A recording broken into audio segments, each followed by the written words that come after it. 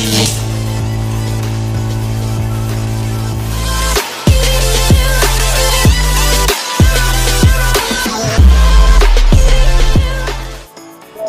warahmatullahi wabarakatuh. Kembali lagi bersama saya Novandra Priyonugroho dari jurusan Komunikasi dan Penyiaran Islam semester 4 kelas D pada Fakultas Dakwah. Pada saat ini saya akan mereview kembali pelajaran mata kuliah penulisan berita dan artikel yang diampu oleh dosen Bapak Dr. Adi Kusuma, SIKOM MSI pada hari Rabu kemarin, bertepatan pada tanggal 28 Februari 2024. Nah, yang pertama adalah ada jenis-jenis berita. Jenis-jenis berita itu terbagi menjadi 4, yaitu yang pertama soft news, yang kedua straight news, yang ketiga video news, dan yang keempat in-depth news. Nah, yang pertama adalah yang dinamakan dengan soft news.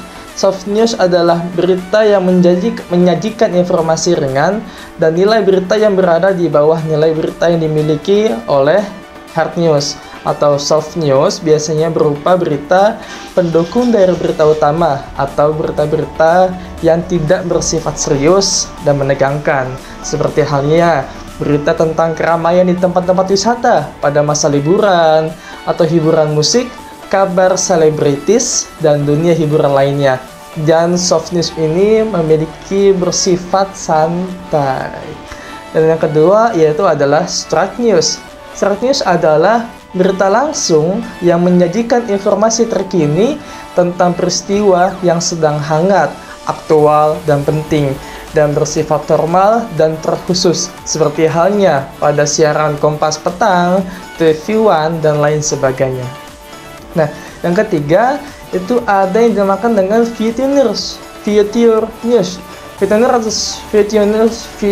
news adalah berita yang menyajikan informasi dengan gaya bertutur atau bercerita. Storytelling biasanya menjadi sajian utama majalah atau tabloid ID mingguan, seperti halnya dengan tipe cerita, kuliner, dan traveling. Dan yang keempat itu adalah in-depth news. In-depth news adalah berita yang dikembangkan dengan pendalaman mengenai hal-hal yang terdapat di bawah suatu peristiwa dan bersifat investigasi tokoh publik, seperti halnya Mata Najwa, Patroli 86, dan lain sebagainya. Dan yang kedua itu ada yang namanya dengan nilai-nilai berita. Nilai-nilai berita ini terbagi menjadi cukup banyak ya, terbagi menjadi 10. Di antaranya ialah magnitude, proximity, aktual, impact, unusualness, human interest, konflik, surprising, seks, dan informasi.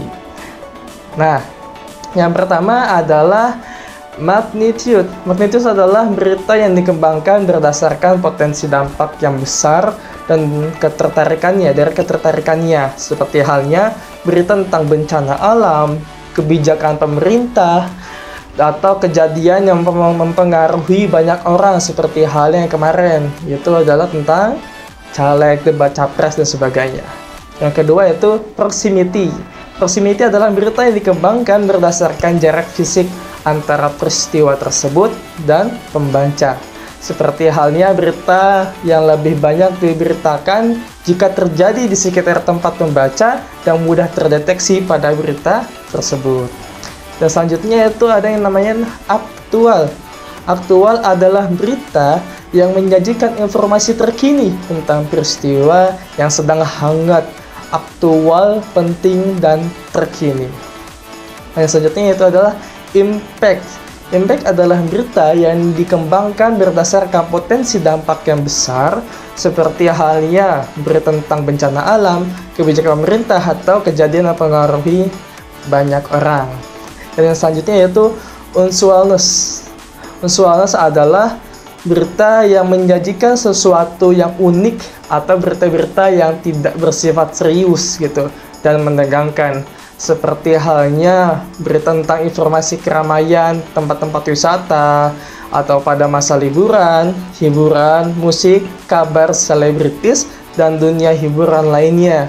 Dan masih banyak lagi tentang berita-berita yang unik-unik. Nah, dan memiliki keanehan. Yang selanjutnya itu adalah human interest. Human interest adalah berita yang menyajikan informasi yang menarik dan membawa pembaca kepada empati.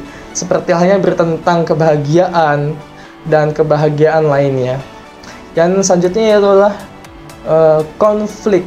Konflik adalah berita yang menyajikan informasi tentang peristiwa konflik, seperti halnya peristiwa politik, kriminalitas, dan konflik antar negara. Dan selanjutnya yaitu adalah surprising. Surprising adalah berita yang menyajikan informasi yang menarik dan menakutkan, seperti halnya berita yang tidak dapat dipercaya atau yang mengharuskan pembaca untuk membuat kesimpulan baru. Dan yang selanjutnya yaitu ada yang namanya seks. Seks adalah berita yang menyajikan informasi tentang kehidupan seksual, seperti halnya berita tentang kasus kebijakan seksual, pemerkosaan dan sebagainya, kebijakan seksual dan kasus seksual lainnya, gitu kan, kayak pemerkosaan, pembulian dan sebagainya tentang seks gitu. Yang selanjutnya yang terakhir adalah informasi, information. Information adalah berita yang menyajikan informasi umum, seperti halnya berita tentang perintah pemerintah, ekonomi dan budaya. Dan yang ketiga itu ada syarat-syarat berita. Pada syarat-syarat berita tersebut itu terbagi menjadi 5. Yang pertama ada aktual, yang pertama aktual, yang kedua faktual, yang ketiga penting, yang keempat itu menarik, yang kelima itu seimbang. Nah, selanjutnya kita membahas tentang penulisan artikel. Ini kan pertama berita, yang kedua ini artikelnya. Nah, artikel itu memiliki jenis-jenisnya. Jenis-jenis artikel itu yang pertama pada penulisannya. Penulisannya itu artikel redaksi dan artikel umum. Yang kedua ada fungsinya. Fungsinya itu seperti halnya artikel khusus atau artikel sponsor. Dan yang ketiga itu ialah isinya. Isinya itu artikel, ada artikel eksploratif, tulisan yang menggali lebih dalam. Yang kedua itu ada eksplanatif, tulisan yang hanya menjelaskan saja. Yang ketiga itu ada deskriptif, penulisan yang mendeskripsikan atau menarasikan. Yang selanjutnya itu ada prediktif, penulisan yang memiliki prediksi, meramal, dan analisis. Dan selanjutnya itu ada preskriptif, langkah-langkah, paduan, dan tutorial. Yang selanjutnya itu adalah ciri-ciri artikel. Yang pertama itu lugas. Lugas itu berita yang jelas tanpa ada yang bertele-tele gitu tuh, langsung pada poinnya, lugas jelas.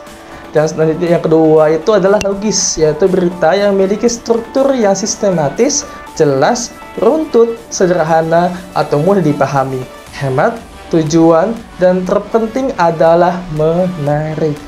Nah, selanjutnya itu adalah ada yang namanya tuntas.